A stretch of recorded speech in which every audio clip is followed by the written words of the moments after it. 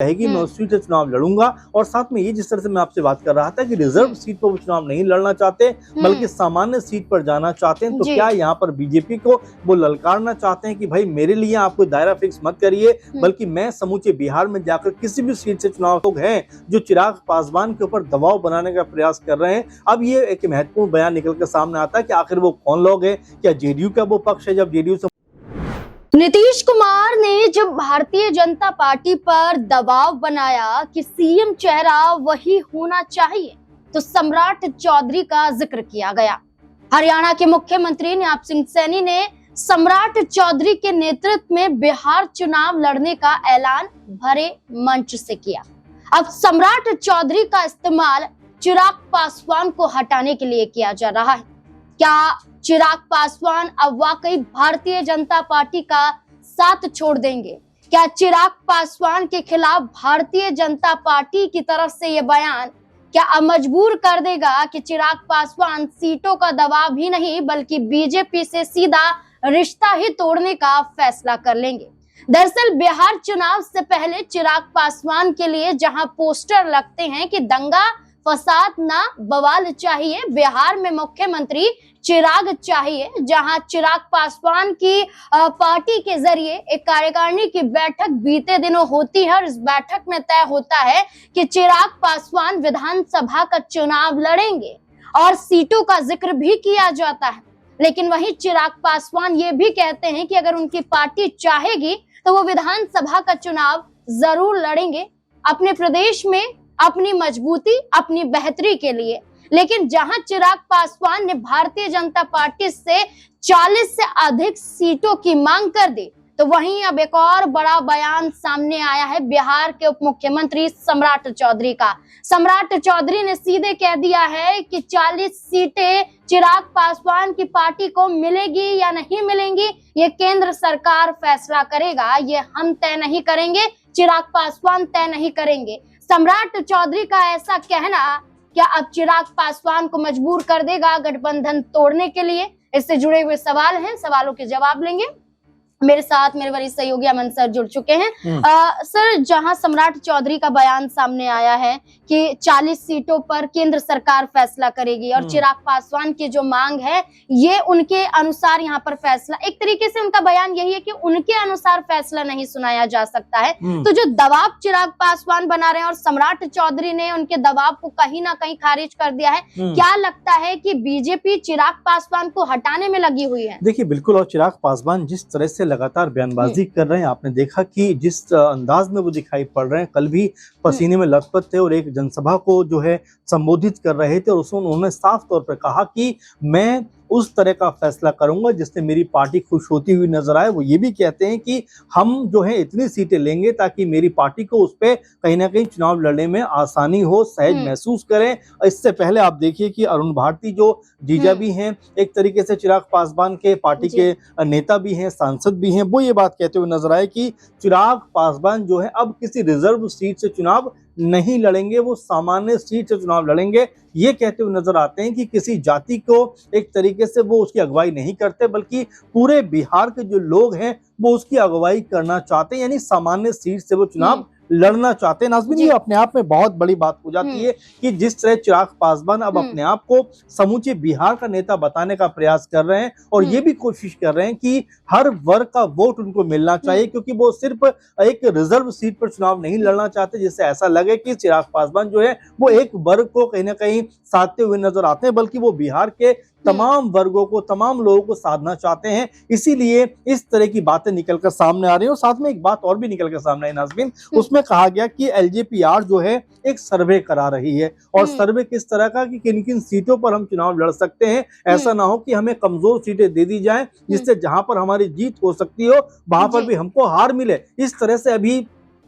जो पार्टी के नेता हैं, जो प्रवक्ता हैं, तमाम तरह की बयानबाजी कर रहे हैं और ये कहते हुए दिखाई पड़ रहे हैं कि एलजेपीआर खुद को मजबूत करने के लिए समूचे बिहार के अंदर एक सर्वे करा रहे हैं ताकि स्थिति को स्पष्ट किया जा सके कि भाई कितने लोग हमें चाहते हैं, कितनी जनता जो है वो हमें पसंद करती है, उसके हिसाब से पार्टी अपना फैसला करेगी। अब जरा देखिए कि बीजेपी तो अभी तमाम तरह से अलग तरह की कहानी कह रही है, लेकिन यहाँ पर एलजेपीआर ने जमीनी स्तर पर उतरकर कहीं ना कहीं अपनी जो ताकत है, अपनी जो कमजोरी है, उन सबका आकलन करना सर, यहाँ शुरू कर पर दिया है। 4 सीटों का जिक्र किया जाता है, चिरहा, पटना, दानापुर और हाजीपुर। ये कहा जा रहा है कि चिराग पासवान इन 4 सीटों में से किसी एक सीट से विधानसभा का चुनाव लड़ सकते हैं। ये पार्टी के नेताओं का कहना है। चिराग पासवान ने फिर से ये बयान दिया है कि अगर पार्टी चाहती है तो चुनाव जरूर लड़ा जाएगा, यानी कि चिराग पासवान ने भी कमर कस ली है। देखिए, बिल्कुल चिराग पासवान शुरुआत से ये बात कहते रहे कि भाई बिहार मुझको बुला रहा है और बिहार की राजनीति अब मुझको करना है, बिहार जाना है, चुनाव लड़ना है।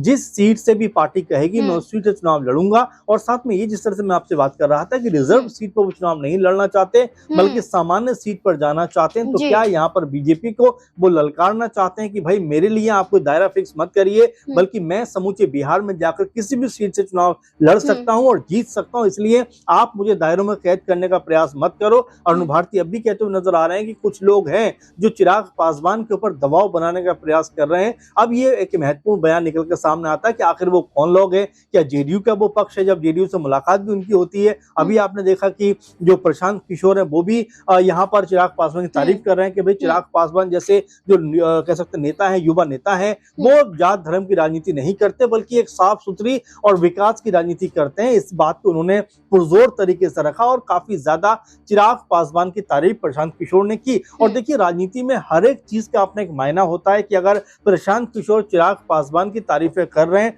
तो क्या उसके पीछे कोई राजनीतिक कारण छुपा हुआ है, क्या यहाँ पर कोई समीकरण बदलने का कहीं ना कहीं एहसास उनको भी लग रहा है कि अगर चिराग पासवान के पाले में 40 से 50 सीट नहीं है, जैसा आपने शुरुआत में कहा कि सम्राट चौधरी के जरिए बीजेपी पूरा माहौल बदलना चाहती है। बीजेपी जो है सम्राट चौधरी के द्वारा ये कहलवा रही है कि भाई जो भी सीटों की डिमांड कर रहे हैं, जो भी सीटों की मांग कर रहे हैं, उनकी डिमांड जो है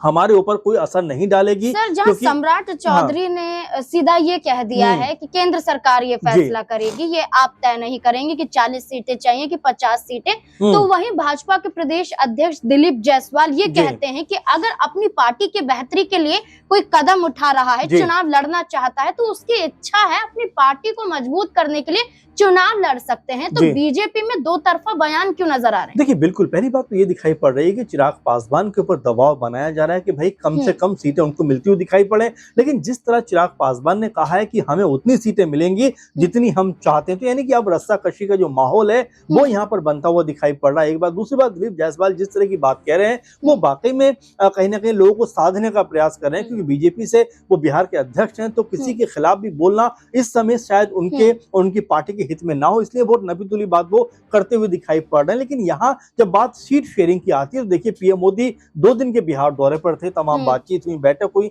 और उस बैठक में एक बार भी जो है इस बात को लेकर चर्चा नहीं हुई, ना ही सीएम का नाम अनाउंस किया गया और ना ही सीटों के बंटवारे को लेकर कोई बात हुई। तो ये समझ में आ रहा है कि क्या आपस में जो एक तालमेल होना चाहिए, क्या वो अब खत्म होता हुआ दिखाई पड़ रहा है, क्या वो कम होता हुआ नजर आ रहा है। और ये तमाम जो चीजें हैं, ये कहीं ना कहीं आपस में जो रस्साकशी का माहौल है उसको भी आगे बढ़ाता हुआ दिखाई पड़ रहा है। और देखिए, बहुत जल्दी अगर इसके ऊपर निर्णय नहीं किया गया तो इसको आपस में जो तनातनी है वो बढ़ती हुई दिखाई पड़ी, क्योंकि बीजेपी किसी भी कीमत पर नहीं चाहेगी कि अधिक से अधिक सीटें दूसरों को दी जाएं और अपने पास कम सीटें रखी जाएं। एक आखिरी सवाल लेना चाहूंगी। नीतीश कुमार, चिराग पासवान, दोनों चेहरे हैं, दोनों चेहरे सीएम पद के लिए कहीं ना कहीं अपने आप को आगे कर रहे हैं, यानी कि सीएम चेहरा नीतीश कुमार भी बनना चाहते हैं, सीएम चेहरा चिराग पासवान भी बनना चाहते हैं। तो क्या बीजेपी इन दोनों को हटाकर अपनी ही पार्टी का कोई सीएम चेहरा लाना चाहती है? देखिए, बिल्कुल इस बात को लेकर तो सम्राट चौधरी जी बिल्कुल चर्चा चल रही है। इसमें नायब सिंह सैनी ये बात कहते हुए नजर आते हैं कि सम्राट चौधरी मुख्यमंत्री बन सकते हैं, लेकिन पीएम मोदी जब बिहार आते हैं तो विजय सिन्हा के घर में पहुंचते हुए नजर आते हैं, वो भी अकेले जाते हैं उनके बेटे की सगाई की जो कार्यक्रम में। तो ये तमाम संभावनाएं बन रही हैं कि क्या अब बिहार में भी कोई बड़ा खेल होता हुआ दिखाई पड़ेगा। और दिलीप जायसवाल जो अध्यक्ष है बीजेपी के, उन्होंने भी एक बात कही कि देखिए, पीएम मोदी की जो बैठक हमारे साथ में हुई है, उन्होंने एक बार भी सीएम नीतीश कुमार का जिक्र नहीं किया, और साथ में उन्होंने ये भी कहा कि भाई जो गवर्नमेंट की योजनाएं हैं इनको आप लोगों तक पहुंचाइए, और साथ में आप हर वर्ग तक पहुंचने का प्रयास करिए, हर लोगों तक पहुंचने का प्रयास करिए। तो इसके मायने यही निकल कर आते हैं कि क्या बीजेपी अब समझ पा रही है कि अगर ज्यादा दबाव उसके ऊपर बढ़ाया गया और ज्यादा दबाव कह सकते क्रिएट किया गया तो कहीं बीजेपी अकेले दम पर चुनाव लड़ने का फैसला करती हुई नजर ना आ जाए, क्योंकि यहाँ पर सीट शेयरिंग को लेकर माहौल बनाना, उसके ऊपर तय करना सब कुछ इतना आसान दिखाई नहीं पड़ रहा है। इसीलिए आप देखिए कि अभी भी इस पूरे मसले के ऊपर कोई भी बात करने को तैयार नहीं है। सम्राट चौधरी भी ये कहते हुए नजर आते हैं कि भाई चाहे 40 सीटों की मांग कर रहे हैं, 50 की मांग कर रहे हैं, 100 की मांग कर रहे हैं, लेकिन इसका फैसला जो है वो केंद्र करता हुआ नजर आएगा। तो फिलहाल अभी बहुत सारा इसमें कह सकते हैं कि चीजें भी बाकी हैं, बहुत सारा हल और समाधान निकलना बाकी है। अब ऐसे में चिराग पासवान के हिस्से में क्या आता है, जिस तरह से वो और उनके जीजा अरुण भारती लगातार बयानबाजी कर रहे हैं, उसके क्या मायने हैं, क्या वाकई में अब यहां से कोई बड़ा यूटर्न लेते हुए चिराग पासवान नजर आने वाले हैं। प्रशांत किशोर की इस पूरे के पूरे मामले के ऊपर जिस तरह से लगातार प्रतिक्रियाएं सामने आ रही हैं, वो उसके क्या मायने हैं। तो ये तमाम ऐसी बातें हैं जो आने वाले दिनों में राजनीतिक माहौल जो है वो यहाँ पर बदलती हुई नजर आ सकती हैं। चिराग पासवान का बचाव करते हुए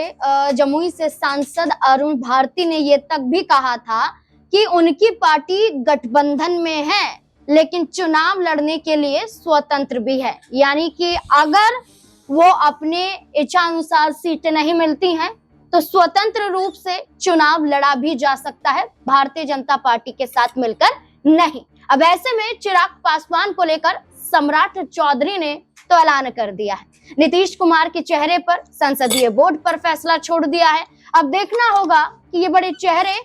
बीजेपी का साथ अभी भी देते हैं या फिर अपनी पार्टी को बचाने के लिए कोई बड़ा कदम या विकल्प की तलाश करते हैं। इस मुद्दे को लेकर आप क्या सोचते हैं, अपनी राय कमेंट सेक्शन में जरूर दें। देखते रहें SP9 न्यूज़। धन्यवाद।